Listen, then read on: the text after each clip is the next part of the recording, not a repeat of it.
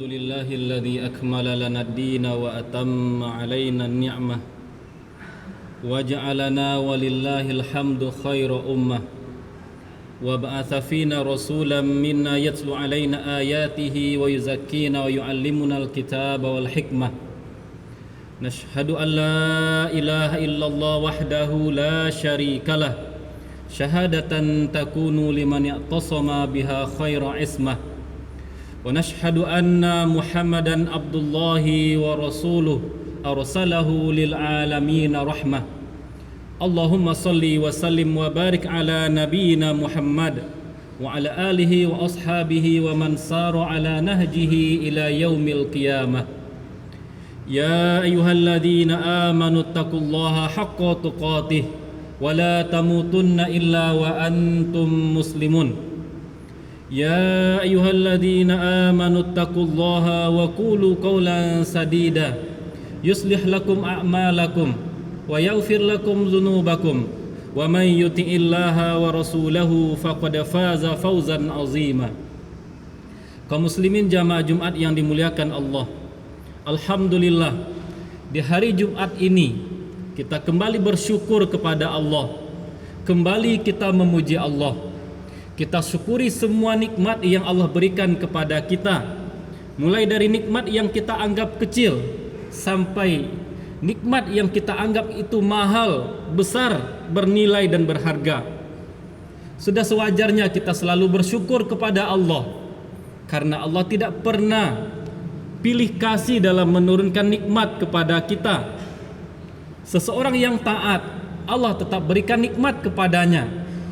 Seseorang yang ketaatannya sedikit atau justru tidak melakukan ketaatan, Allah juga tetap berikan nikmat kepadanya. Maka kita yang Allah berikan nikmat, sudah sewajarnya semua nikmat yang diberikan oleh Allah kita manfaatkan untuk mentaati Allah. Kita berlindung kepada Allah. Semoga tidak ada nikmat yang Allah berikan yang salah kita manfaatkan, yang kita gunakan justru untuk bermaksiat kepada Allah. Salat dan salam kita berdoa kepada Allah, mudah-mudahan disampaikan kepada teladan kita Rasulullah Muhammad sallallahu alaihi wasallam.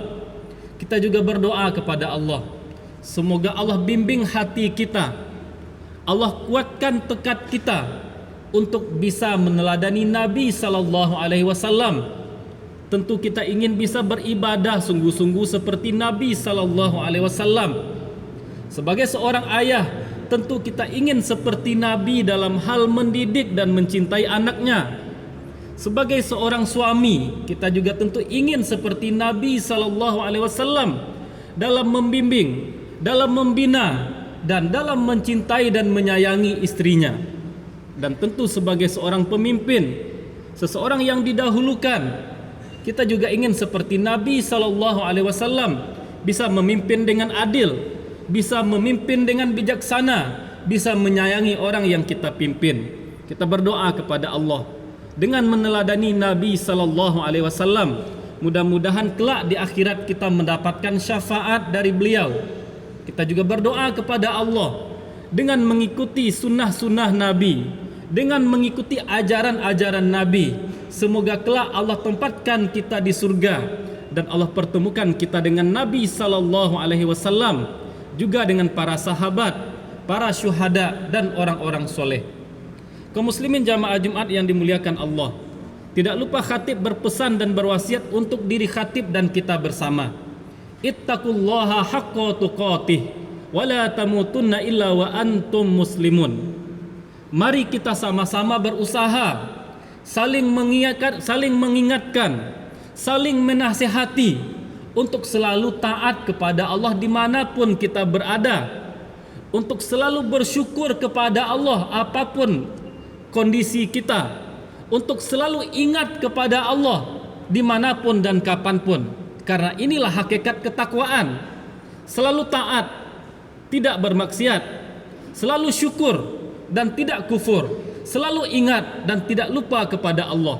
Mudah-mudahan dengan menjadi pribadi yang benar-benar bertakwa, Allah hindarkan kita dari siksa neraka dan Allah tempatkan kita di surga yang penuh dengan kenikmatan.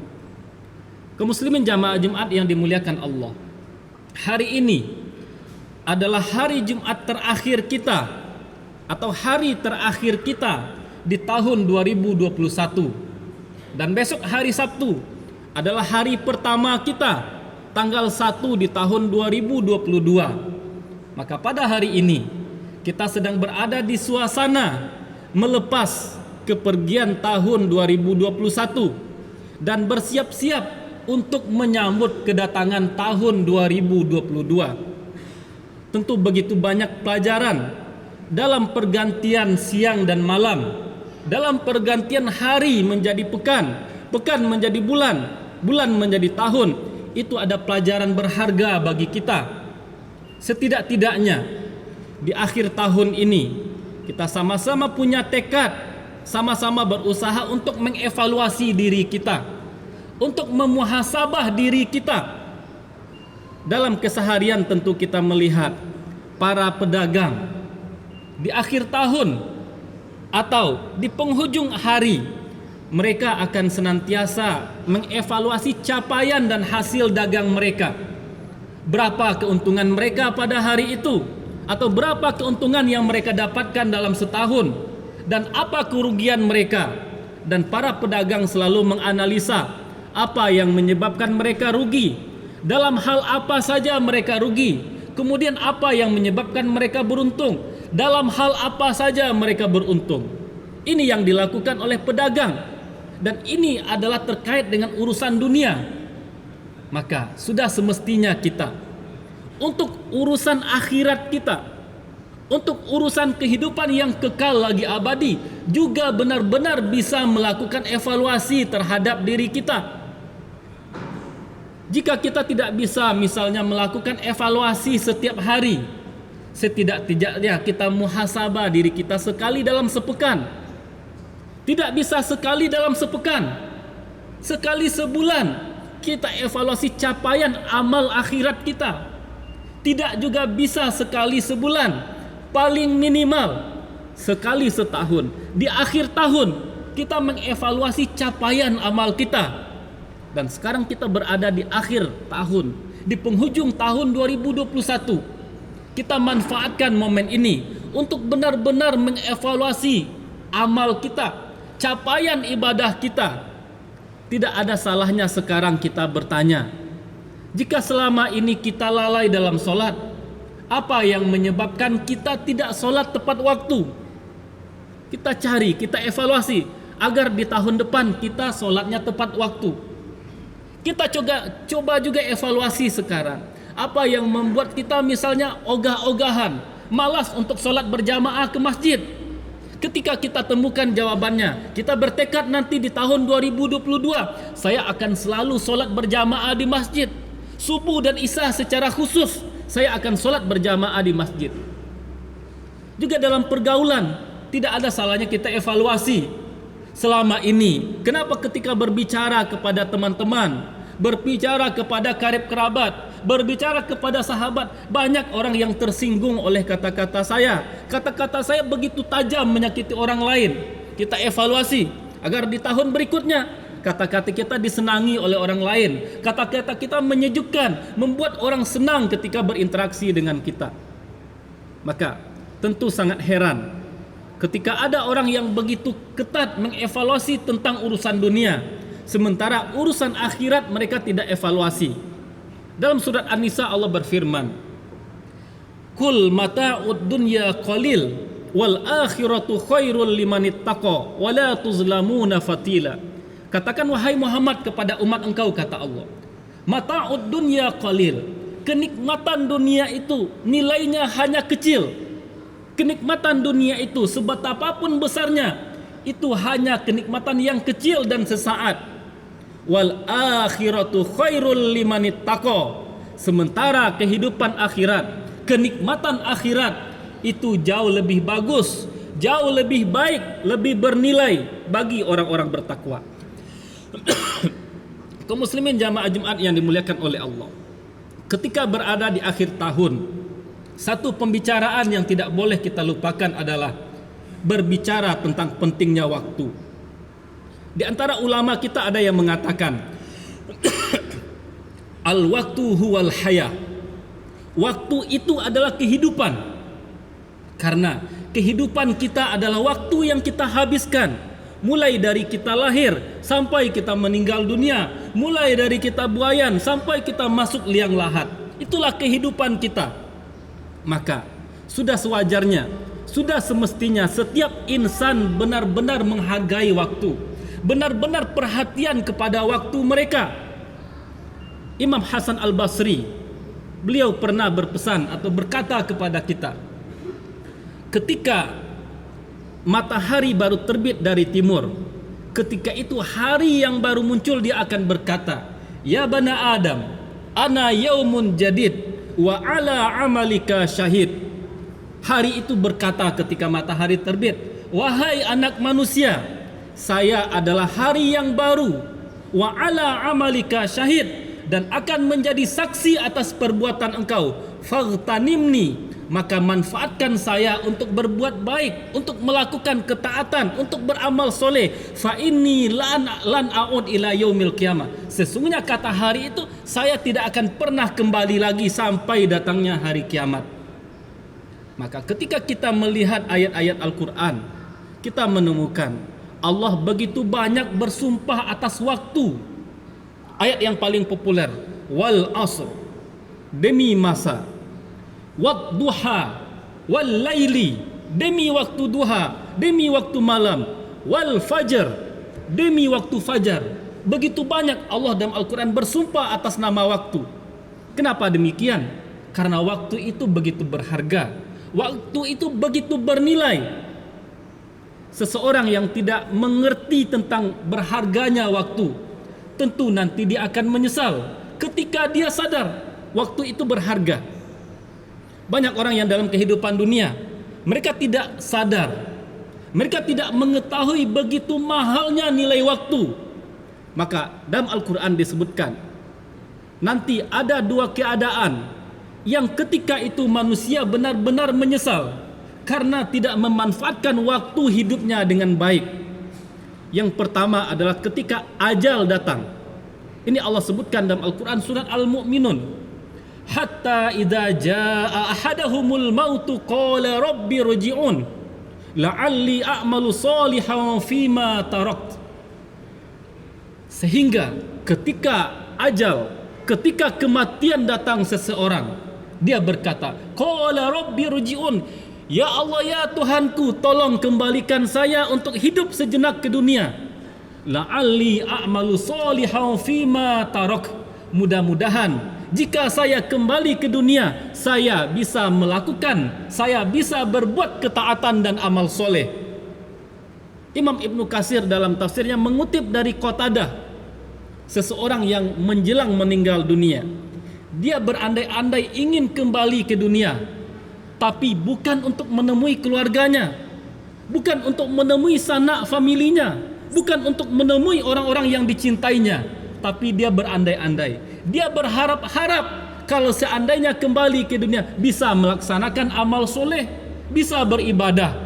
Maka ulama kita mengatakan, orang yang beruntung adalah orang yang bisa melaksanakan harapan orang-orang yang akan meninggal dunia. Orang yang akan meninggal dunia berharap bisa hidup. Sementara kita sekarang masih Allah berikan kesempatan untuk hidup, maka kitalah yang mestinya melaksanakan harapan dan cita-cita orang yang menjelang meninggal dunia. Ini kondisi pertama, ketika seseorang menyesal karena tidak menggunakan waktu dengan baik. Kondisi kedua, seseorang menyesal adalah ketika Allah sudah tetapkan siapa yang akan masuk surga, siapa yang akan masuk ke dalam neraka. Maka orang-orang yang berada di dalam neraka, mereka menyesal. Ini Allah abadikan dalam surat Al-An'am. Walau taro idh wuqifu 'alan nari faqalu ya laitana nuraddu wa la nukadziba bi ayati rabbina wa nakuna minal mu'minin. Ketika mereka diberdirikan, dihadapkan di neraka, mereka berkata, seandainya kami dikembalikan kehidupan dunia, wala nukadziba bi ayati rabbina, tentu kami tidak akan mendustai ayat-ayat Allah, wa nakuna minal mu'minin, dan ketika itu kami akan menjadi orang-orang yang beriman. Namun itu penyesalan yang tiada berguna. Allah sudah tetapkan mereka menjadi penghuni neraka, dan mustahil setelah mereka masuk neraka Allah kembalikan untuk hidup ke dunia. Maka kaum muslimin jamaah Jumat yang dimuliakan oleh Allah, selama kita hidup, maka waktu adalah hal yang mestinya paling berharga bagi kita. Kita lihat hadis yang diriwayatkan oleh Abdullah bin Umar. Suatu kali Nabi SAW memegang pundak saya, kata beliau, dan Nabi berpesan kepada saya, kun fid dunya ka'annaka gharibun aw abiru sabil. Wahai Abdullah bin Umar, kata Nabi, jadilah engkau dalam mengarungi kehidupan dunia seperti seorang musafir atau seorang yang singgah di suatu tempat dan yakin dia tidak akan selama-lamanya di sana. Ini pesan Nabi. Engkau di dunia seperti orang yang asing, tidak betah di sana, atau seperti orang yang melakukan perjalanan, yakin berhenti sebentar kemudian melanjutkan perjalanan ke tempat yang lain.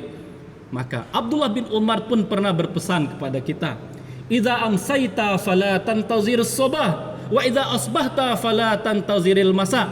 Jika engkau berada pada waktu pagi, jangan menunda-nunda amal baru dilakukan pada sore hari. Jika engkau berada pada waktu sore hari, jangan menunda-nunda amalnya untuk dikerjakan pada waktu pagi. Maka para ulama kita juga mengingatkan, di antara hal yang paling menghalangi seseorang untuk menjadi baik adalah menunda-nunda kebaikan, menunda-nunda amal soleh. Dia mengatakan, saya nanti baru akan bertaubat, saya nanti baru akan melakukan amal soleh. Tentu kita semua menyadari, kita tidak tahu kapan ajal datang kepada kita, kapan maut menjemput kita. Kita tidak tahu apakah pakaian yang sekarang kita pakai setelah pulang ke rumah kita yang membukanya. Tidak ada yang menjamin. Maka ini yang selalu diingatkan oleh para ulama. Jangan pernah menunda amal soleh, jangan pernah menunda-nunda taubat. Maka menarik, salah satu pesan yang disampaikan oleh Ibnul Jauzi, seseorang yang dia sadar kalau kematian itu bisa datang kapan saja kepadanya, maka tidak semestinya dia menjadi orang yang lalai. Untuk kita sadar, kematian ini datang kapan saja kepada kita. Jangan sampai menjadi orang yang lalai. Kemudian apa lanjutan kata beliau?